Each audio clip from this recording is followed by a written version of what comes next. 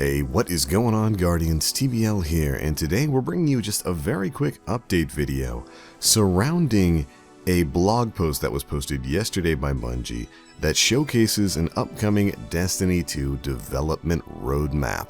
That's right, a road forward for when exactly we can expect some of the changes that Bungie is working on with Destiny 2 to come into effect. Now, this came on the heels, of course, of patch 1.1.2 yesterday, which brought us the Iron Banner, the Raid Rewards rework, and of course, Armor Masteroworks. And it was followed up with a post by Game Director Christopher Barrett, who is continuing his fantastic trend of communication with the player base in talking about when we'll be seeing some of the big changes coming to the world of Destiny. And in this video, we're going to go over some of those changes in this roadmap. We don't very often get one of these things from Bungie, so we have to kind of cherish it when we do, and hopefully it's a sign of things to come. Here's what the blog had to say. Hey everyone, a few weeks ago we published a dev update with some details about our plans for Destiny 2. With the first of those downloads out of the door, that being update 1.1.2, we're following up on the conversation with a clear outlook on when more features and content will arrive in the game. This roadmap contains a series of updates that are scheduled to land in the weeks and months to come. Everything you'll find below will be delivered to every player of Destiny 2. Some of these delivery dates may change, but everything you see listed here is being worked on by the team. Now, while there are larger projects in development, these are the game enhancements you'll find in your immediate future. If any of these deployments change, we'll let you know. And then what followed was basically a big infographic showing the next few patches to come up, what's going to be in them, and when they're going to be dropping. Yeah, we're actually getting a little bit of transparency here. So let's go ahead and take a look at the Destiny 2 development roadmap that starts here on January 31st, 2018. So, yesterday we had patch 1.1.2 go out. This is the Masteroworks patch that brought us Armor Masteroworks, Raid Reward improvements, the Prometheus Lens buff, Flashpoint milestone fix, Lost and Found notifications, exotics and heroic strikes, Mercury challenges on adventures, fixed clan engrams from the Nightfall, challenges in quick play, dismantle timers for Masterwork cores, and the Ikora waypoint fix. All of that went into effect yesterday in the update patch. The next one we'll be seeing is patch 1.1.3 on February 27th. This is going to be the big strikes and social update patch. This is going to contain Nightfall scoring and high score tracking, emblems and aura reworks, fireteam members on destination maps, PC public text chat, which is going to be opt-in, so you're going to have to remember to turn that on if you actually want to talk to other people on the PC, exotic repetition reductions, companion mod and shader interactions, companion vendor viewings, and finally, Nightfall Strike rewards. All certainly some good stuff. The biggest thing there for me is probably Nightfall scoring and high score tracking. You'll notice that with the February patch, they've moved the change to the mod system back a little bit further. I think originally they talked about that hopefully coming sometime in February. I think that's a good thing.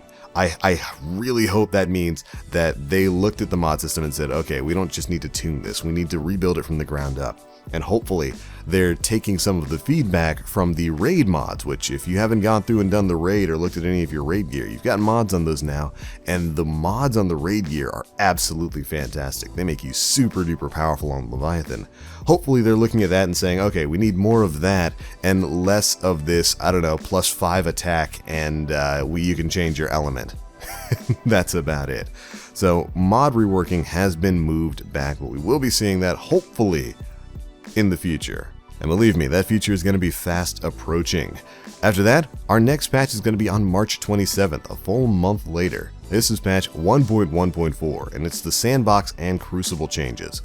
This patch is going to include weapon and ability sandbox changes, that's a big one, heroic strike modifiers, another big one, Iron Banner 6v6, good to see that finally coming back, weekly Crucible playlists including Mayhem, this is something very big, I guess I'll talk about it in just a sec, Crucible ammo and gameplay tuning, that's some very interesting wording for that. It looks like they might be doing something with the spawn retimer on power ammo, could be very interesting.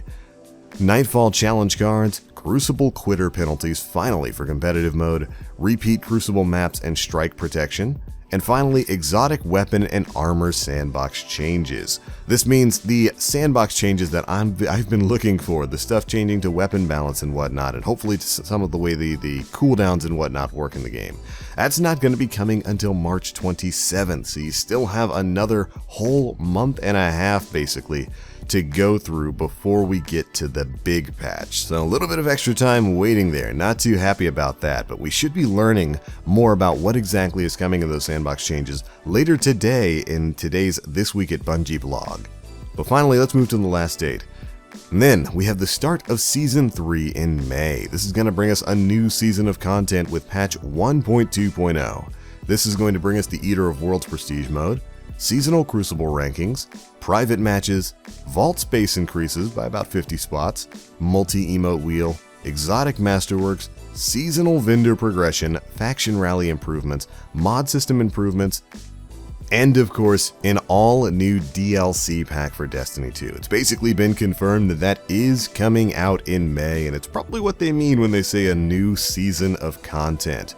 And there we go, that is your roadmap for the next couple of months, and it's good. Most of this is stuff we already knew about. It's basically just kind of a retreading of the development blog update we got a few weeks ago, just with hard dates attached to it. And I'm okay with this. This is the kind of thing I want to see more from when it comes from Bungie. Now, of course, we're not going to be getting any sort of the big changes that need to happen. In my opinion, the sandbox changes are the most important thing. We're not going to be getting any of those until March 27th at the earliest, and it looks like we're not going to be getting any sort of the brand new content until May. So if you're playing Monster Hunter, you could probably continue playing Monster Hunter till March, to be perfectly honest, but I am happy to see some of these improvements being sequentially pushed out in a relatively short amount of time. Nightfall scoring is going to be very big. That's probably going to be the biggest thing for me from the February update, along with Nightfall Strike unique rewards. I thought that was really interesting wording, although that, as you can see at the bottom there, these features are stretch goals that have a chance to slip to a later release that might be pushed back. But that ties in with something Christopher Barrett said on Twitter a few days ago, in that he wanted to make boss-specific rewards, so you can get think The Division, where you have certain bits of exotic gear and high-end gear that can only drop from certain bosses, or generally drops from certain bosses. We're going to be getting something like that with Destiny 2, and I'm always down for a system like that. Like to farm Savathun for, I don't know, maybe a specific pair of gauntlets or a class item or something like that. I think it's really interesting that they're going to be adding that back into Destiny. For the March 27th, of course, the sandbox changes are the thing that I'm paying the most attention to there. Whether it's exotic weapons and armor or just normal weapons and abilities, I want to see how exactly they're going to be changing up the game to make it more fun for us as players to engage in. Iron Vantage 6v6, that's certainly cool. I wonder if that's going to be the only 6v6 mode, and like normal PvP is just still going to be 4v4, because if they just made Iron Vantage 6v6 but they don't change like the time to kill on certain weapons, then that's going to be kind of a nightmare. So I'm hoping those sandbox changes include time to kill changes in PvP. Weekly Crucible playlist including Mayhem. That's another big thing for March 27th.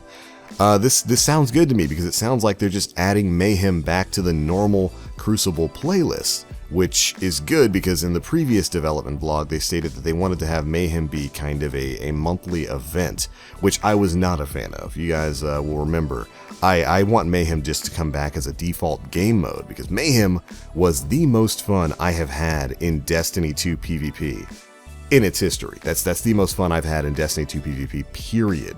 And I was a little bit tilted when they said that it was going to be coming back as just kind of a monthly sort of thing. So I'm really hoping that's coming back as its own kind of default PvP game mode, or at least, you know, maybe it'll be part of like the weekly rotation like it was back in Destiny 1.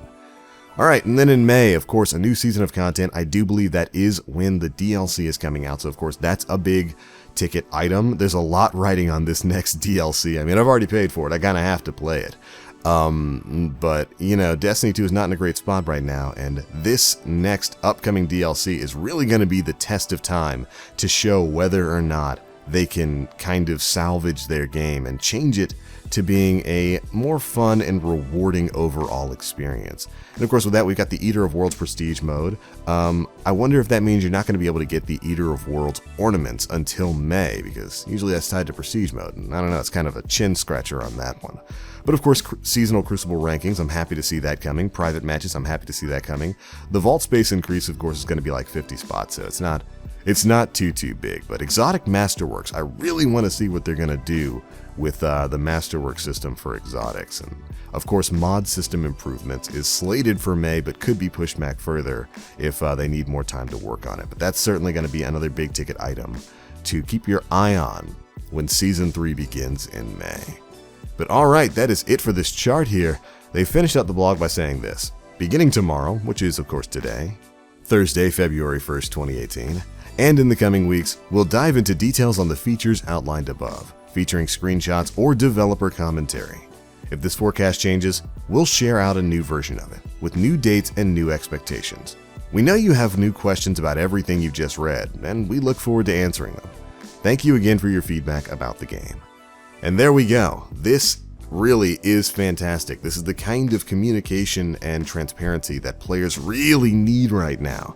And this roadmap, again, while all of these dates might be tentative, it is good to know exactly what they're working on and exactly when they're trying to get it out. Like, this entire list could change and be completely inaccurate to what's going to be coming in these upcoming patches. They could change all of it, and I would still be okay with that because they're talking about it, because they're sharing the work that's going on there and what exactly they're trying to do with Destiny 2 to make it a better overall game. Keep this kind of communication going forward, and I cannot wait to read what the Sandbox changes are going to be later on today in This Week at Bungie. It was confirmed they are going to be talking Sandbox. Josh Hamrick is going to be up at the batter's line trying to tell you guys exactly what's going to be changing within the Sandbox of Destiny 2. And again, I've said it many times before, the Sandbox changes going forward are going to be the most important thing in terms of changing the way Destiny 2 is viewed right now and played by the player base. So I'm hoping for some really big stuff from Hamrick, and really kind of a swing back to some of the power and fun we had back in Destiny 1. But alright, Guardians, that is pretty much it for this news update. I said it was going to be a quick one, but I went on for a while here. But hey man, I'm excited for big changes, and I really do hope that they can implement some of this stuff in a really workable way. But I'm out for now. Be sure to let me know what you Guardians think of this Destiny 2 development roadmap down in the comments section below. I'm sure you all have some big thoughts on it, and I cannot wait to read your comments. But alright, if you enjoyed the video, feel free to drop a like and make sure you subscribe to stay up to date with all the stuff I'm putting out. But I'm out for now. As always, I'm TheBlackLink. You Guardians, stay frosty.